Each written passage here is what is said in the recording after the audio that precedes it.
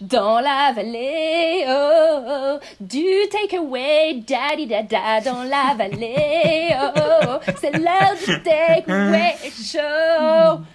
Oh là là, bravo! Bonjour à toutes et à tous, chers auditeurs. Allez, ça vous avez kiffé, hein, mon petit jingle? Grave. Vous l'attendiez, voilà le show. Aujourd'hui, c'est moi, c'est Pénélope qui mènerait la grande danse de nos chroniqueurs. Pour ce 5e épisode, nous avons aujourd'hui avec nous notre Laura nationale. Hello everybody.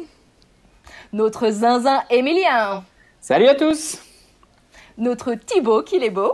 Salut tout le monde.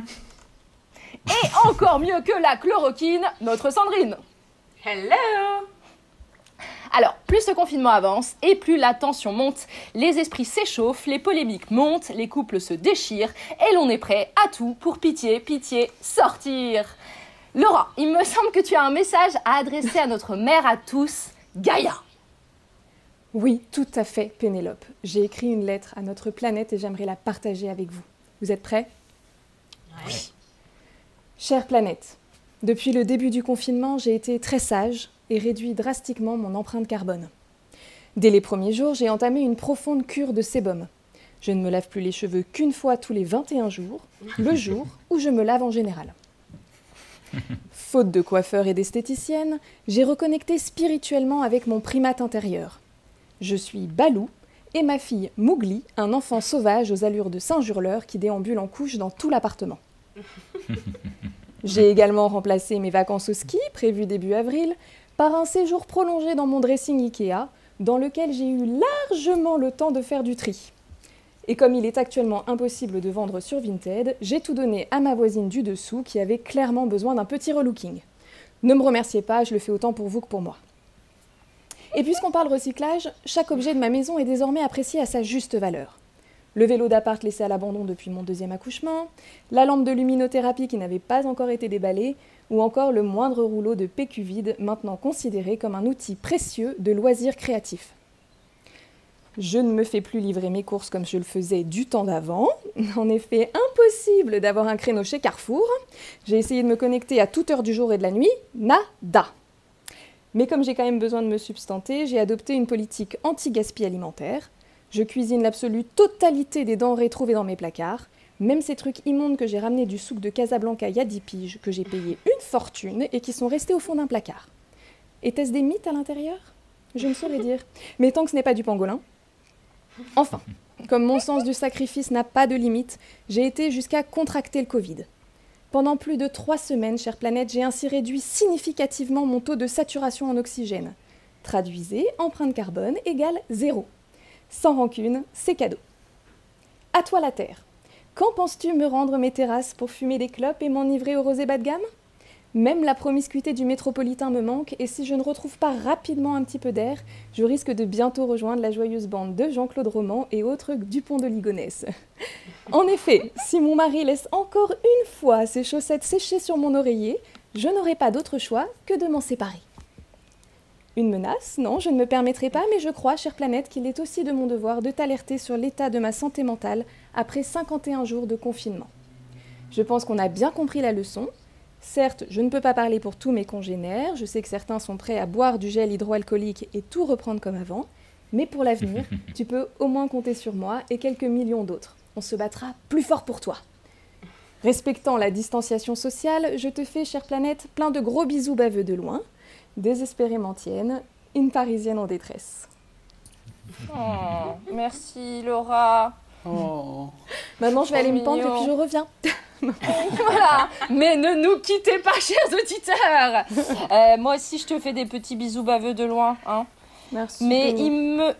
mais bon, quand même, t'es sympa, mais il me semble que t'es loin des vrais problèmes de ce monde. Hein. Heureusement, on peut compter sur les hommes pour penser à tout. Et c'est pour ça que je préfère plutôt donner la parole à Émilien maintenant qui va venir nous parler des siens. Mais oui, une pensée pour tous les fans de foot qui actuellement subissent ou se réjouissent des classements arrêtés à mi-mars ou dans l'attente d'une reprise en septembre, soit presque 6 mois sans football. Après la reprise, je pense que Mbappé aura 30 ans, Messi sera sélectionneur de l'Argentine et Zidane, sur un coup de tête, sera devenu président de la FFF. Depuis des semaines, on parle des aides de l'État pour les caissières de supermarchés.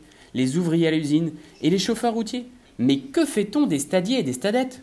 Des chefs de friterie et des chefs de friteuses?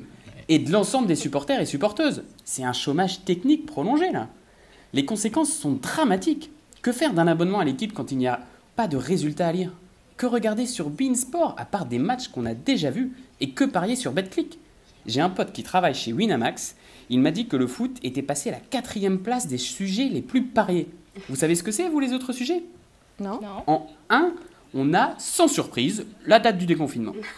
En 2, j'ai halluciné, c'est la date à laquelle les pigments blancs de la barbe d'Édouard Philippe seront arrivés sur sa joue droite. Et en 3, c'est encore pire, il faut estimer la longueur exacte des cheveux du docteur Raoult.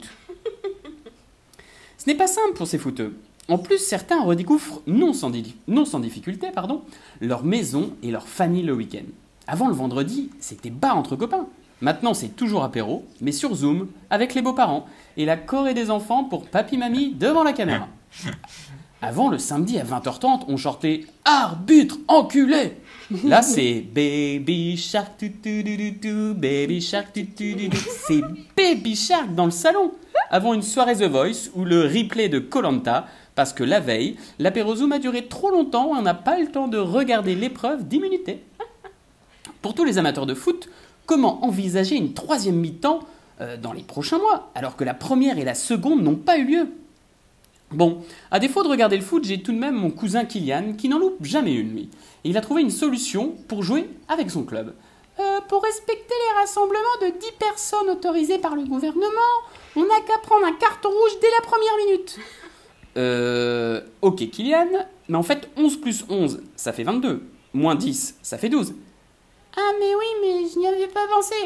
Bon, tu vas jouer contre qui dans ces cas-là, mon petit Kylian? Bon, en fait, il est vrai que quand on fait foot, on ne fait pas option maths. Et puis, avec le port du masque, tu vas t'étouffer, mon petit Kylian. En jouant, ça va se passer comment? Pousse, balance le but! Deuxième poteau, qu'est-ce qu'il dit?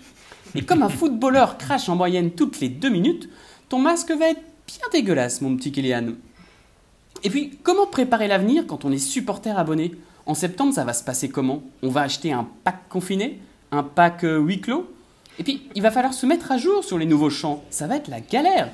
Nous sommes les masqués, nous sommes les masqués, et nous pouvons chanter, Qui ne saute pas à le corona? Non. Mais le pauvre mec qui n'a pas entendu et qui reste assis, il va se faire défoncer. Et puis, dans les stades, ils ont aussi leur propre chant. Les chants qui s'adaptent un petit peu aux coutumes locales. À Lens, ils vont quand même pas parodier les corons de Pierre Bachelet. Au nord, on a battu le Covid. Et là, on a toujours Olfrit. Bref, on pense à tous les supporters et on n'en a pas rien à foutre. Mais là, tout de même, ça ne tourne pas rond. Merci Emilien. C'est vrai que ce monde ne tourne pas rond et surtout nous, on finit par tourner en rond. Surtout quand on est confiné en famille et qu'on ne peut malheureusement pas être rond toute la journée pour l'oublier. Place à Sandrine, chronique du notage et de ses stratagèmes pour survivre indemne. À toi Sandrine. Merci Pénélope. Aujourd'hui, je pense aux parents. Vaut mieux tard que jamais, vous me direz. Parce que pendant que les gens sans enfants cherchent à survivre au virus, les parents, eux, essayent de survivre au confinement avec leurs enfants. Faites des gosses qu'ils disaient. Ce qu'ils disaient pas, c'est comment s'en occuper. Hein. Il est où le service après-ventre? Patrick leur avait dit, ils poseront pas de questions. Tu sais, les petits, c'est la vie qui leur répond.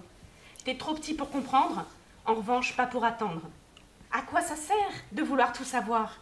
Ne pas sortir, la seule chose à savoir. Alors moi, aujourd'hui, j'ai envie de vous le dire. Qui a le droit? Qui a le droit? Qui a le droit de faire ça à des parents et leurs enfants? Un confinement. Bon, moi, je pense aux enfants que je connais, hein, Sacha, Lélio, Lucie, Jeanne, Sybille, la petite Chloé qui est arrivée sur Terre pendant ce confinement. Et tout comme Roberto Benigni expliquait à son fils combien la vie est belle, j'ai envie de dire aux enfants du monde entier qui sont aujourd'hui confinés, tu sais petit, les ours hibernent pour survivre à l'hiver. La nature doit se reposer. Eh bien, désormais, les humains se reposeront au printemps pour mieux profiter de l'été. Au feu les pompiers, y a la terre qui brûle. Au feu les pompiers, venez l'arroser. Un pangolin vert qui courait en Chine devient un mets délicieux et un virus dangereux. Les médecins nous disent, portez tous un masque, lavez-vous les mains, respectez les règles comme des gens bien. Une autre. Ça arrive, Emilien. Promenons-nous chacun chez soi, si le pangolin n'y est pas, s'il y était, on y resterait. Ainsi font les pantins du gouvernement, ainsi font les élections et puis s'en vont. Jamais on n'a vu, jamais on ne verra la famille tortue se prendre dans les bras. Une poule fait le mur, elle qui a la tête dure, patatri, patatras, le virus elle attrapa. Il faut qu'on assume, on a le cœur gros, pas qu'un méchant rhume, c'est le pire des maux. Il était une petite femme, pirouette de si bête. Il était une petite femme qui n'avait rien dans sa tête, qui n'avait rien dans sa petite tête. Savez-vous rester chez vous, c'est la mode, c'est la mode. Savez-vous rester chez vous, c'est la mode de chez nous. Fais dodo, cola mon petit frère, fais dodo, t'auras des gâteaux. Maman est en haut, qui a du boulot, papa est en bas pour plier les draps. Pommes bien vertes et pommes pourries, à nous les bonnes tartes. Pommes bien vertes et pommes pourries, même sans nos amis. Marins isolés, loin du monde, marins isolés, l'ont quand même attrapé. La vie masquée, ohé, ohé, c'est un plaisir de la respecter, ohé, ohé. Devinez quand ça va cesser, ohé, ohé. Et une dernière pour la route. Ah, les pangogos, les pangogos, les pangolins sur les marchés de Chine ont disparu, n'en parlons plus. Voilà. Quelle performance! Je crois que t'es Sandrine, prête t'as pour tout la un maternité, album. Sandrine. Il n'y a aucun doute. C'est bon. Bon, chers enfants, un jour vous allez reprendre le chemin de l'école. Vous pensez naïvement, pas de bol, mais pour vos parents, ça sera la libération. Après leur ras-de-bol, le temps de leur libération. Oh là là. Merci Sandrine. La libération. Merci à tous les parents qui sont là. T'es pour bientôt nous sur aussi 10 ans aller ou pas? les Parce vrais que là, héros. ça va faire un carton. Ah là là, la récréation viendra un jour pour petits et grands, j'espère. Ne perdons pas espoir, car c'est bien tout ce qu'il nous reste. Enfin, on dit que les voyages adoucissent les mœurs. Alors, je vous propose un petit tour d'horizon international avec l'ami Thibaut. Thibaut, c'est à toi. Ouais, merci Pénélope. Bien, je vous propose de partir pour la suite de notre Covid World Tour. En France, au début du confinement, il y a eu toute une polémique sur les Parisiens qui avaient quitté la capitale pour aller se confiner au vert en province. Eh bien, figurez-vous qu'il n'y a pas que les Parisiens. Le roi de Thaïlande, Maha Vajiralongkorn, qui visiblement porte bien son nom, a décidé de quitter Bangkok pour se confiner en province, dans les Alpes, accompagné de 22 femmes. Alors, pourquoi? L'enfoiré. Mais alors pourquoi? Alors moi, à mon avis, soit ce sont les meilleures couturières de Thaïlande et elles ont été réquisitionnées pour fabriquer des masques, soit le roi est un grand amateur de foot féminin et il souhaite pouvoir organiser des matchs pendant le confinement. Moi, franchement, je vois que ça. C'est encore des footeux. Tu vois? Ouais, mais il y a même en Thaïlande. Alors, on assiste toujours à une compétition mondiale entre les pays, à savoir qui gère le mieux la crise, qui trouvera un vaccin, qui trouvera un traitement. Et il y a un pays dont on a peu parlé, qui s'est manifesté récemment, c'est la Nouvelle-Zélande. La Nouvelle-Zélande qui nous dit on parle pas de nous, alors que nous avons complètement maîtrisé le Covid dans le pays et nous avons eu que 2 morts. Oui, c'est vrai. Sauf que vous êtes que 4. Vous avez 10 fois plus de moutons que d'habitants en Nouvelle-Zélande. Aux États-Unis, ça y est, nous avons enfin percé le secret de Donald Trump. Il boit de l'acétone le matin. Dr Trump, qui a subi un véritable tollé international après avoir recommandé d'ingérer de l'eau de Javel pour lutter contre le virus. Mais ne soyons pas si durs avec lui, il pense juste à ses concitoyens. Il y a près de 80 millions d'Américains qui n'ont pas ou peu d'accès aux soins. Faut bien leur proposer des alternatives. Bon, heureusement quand même qu'il n'a pas trop d'influence. On va quand même le répéter, hein. Ne buvez pas d'eau de Javel contre le coronavirus, ça ne marche pas et c'est dangereux. Tout le monde sait que c'est avec de l'éther et du white spirit que ça marche. Évidemment. Bon, Évidemment. sinon, dans le doute, un verre de gnôle, ça n'a jamais fait de mal à personne. La bonne nouvelle pour Trump, c'est que son mur sera bientôt terminé. Ah oui, quand les Mexicains l'ont entendu, ils ont dit « Pues está loco el cabrón! Allez, dépêche-toi de terminer la construction, si ça continue, c'est les gringos qui vont vouloir passer chez nous. » Faut dire qu'au Mexique, ils ont un sauveur, le président López Obrador, qui recommande tout simplement aux Mexicains, pour éviter d'être malades, de porter des amulettes de protection. Moi, il me rappelle une chanson. Oui, mais il parle aux oiseaux, au soleil et aux forêts. Bon, je sais pas s'il parle aux oiseaux, mais visiblement, il est perché. Plus au sud, au Brésil, le président Jair Bolsonaro, qui refuse totalement le confinement et qui s'illustre régulièrement par ses déclarations poétiques et polémiques, a dû faire appel à une conseillère en images pour faire face à un déficit de popularité. Aïe, aïe, aïe, mon chéri, mais ça va pas du tout. Non, mais il y a trop de travail pour cacher tes défauts. Meu Deus do céu. Mais tu es vraiment un gros O. Mais moi, je suis pas magicienne. Je peux pas te changer comme ça du jour à la nuit. Il faut que tu arrêtes de dire les conneries. C'est pas carnaval. C'est le mois de mai. Et en mai, tu restes confiné. Allez, je vous laisse sur des mots pleins de sagesse d'Albert Einstein. La seule chose absolue dans un monde comme le nôtre, c'est l'humour. Oh C'est là beau. là, Beau. c'est beau, joli. Merci Thibaut, tu fais bien de nous le rappeler Merci, parce Pénélope. que Dieu sait qu'il faut rigoler et aussi et notamment quand on voit que malgré tous les conseils les plus absurdes que peuvent donner les autres dirigeants de ce monde, c'est en France qu'on continue de voir le plus grand manque de confiance à l'égard de la gestion de crise de notre gouvernement. Et comme vous le savez, il se trouve que ce sont mes amis, donc je vous propose pour ma propre chronique de sortir du politiquement correct pour vous délivrer un petit message parfaitement inventé et officieux de la part de notre Élysée nationale. Vous êtes prêts ? Oui. Oui.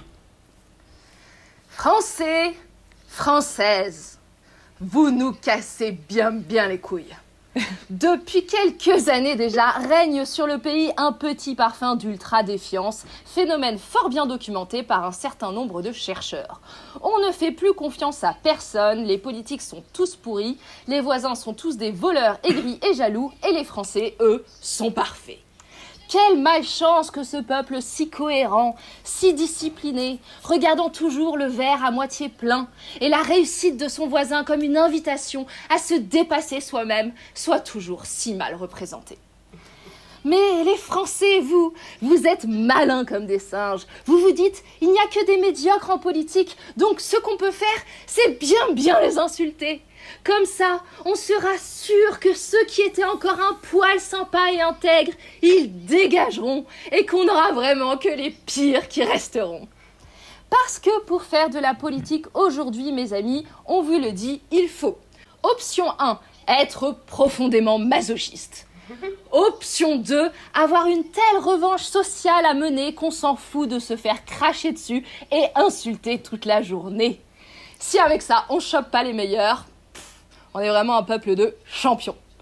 Enfin, il y a quand même une sacrée nouvelle, c'est que nous, les méchants macronistes, on n'est plus là pour longtemps et ça c'est bien. Parce qu'en 2022, tous vos problèmes vont s'envoler. Mais oui, c'était la faute du président de la République et de la méchante porte-parole du gouvernement, tous vos petits soucis. Ouh, la méchante si bête, qu'elle est bête. Ouh, le méchant Macron, qu'il est con. Ouh, qu'est-ce que derrière nos claviers, on aurait mieux géré. Respecter la loi et les consignes. Oh non, ça c'est bien pour les autres. Nous on est au-dessus de ça, hein. Attends, mais moi j'ai besoin de voir mes copains. Enfin, ça va rien changer que j'aille dîner chez des potes, hein. Quoi, j'ai pas le droit de sortir? Non mais ça c'est la dictature, hein. Hashtag fuck l'État, quoi. Non mais tu sais, le problème c'est que c'est un pays ultra libéral, quoi. Ouais, il y a plus de dépenses publiques qu'ailleurs, ouais. Ouais, la moitié du pays est au chômage partiel financé par l'État. Ouais, mais c'est plus un sentiment, tu vois. Rassurez-vous, nous finirons par partir dans un pays très très lointain et civilisé, où quand quelqu'un vous tend la main, on ne lui demande pas s'il est de gauche, s'il est de droite, on lui dit juste merci. Et surtout, chers Français, n'oubliez pas, surtout ne vous remettez jamais en question. Vive la République et surtout, vive la France. Bravo. Yeah. Enfants de la patrie. Pénélope 2022, c'est ça, non? Moi, je suis pas Ah sûr ouais, je suis à que fond, là, ça je aille suis mieux après. attaquée. Oh là là, mon Dieu. Enfin bref, voilà, fin de ma chronique et bientôt la fin de ce Takeaway Show. C'était le Takeaway Show numéro 5. On espère que ça vous a plu. Si c'est le cas, n'oubliez pas de liker et de partager cet épisode. Ça nous motive pour survivre et continuer à rire dans ce monde terrible. Un grand merci à tous nos chroniqueurs et un grand merci pour la qualité de votre écoute, chers auditeurs, et à la semaine prochaine pour de nouvelles aventures. Ciao, merci. Salut. Merci.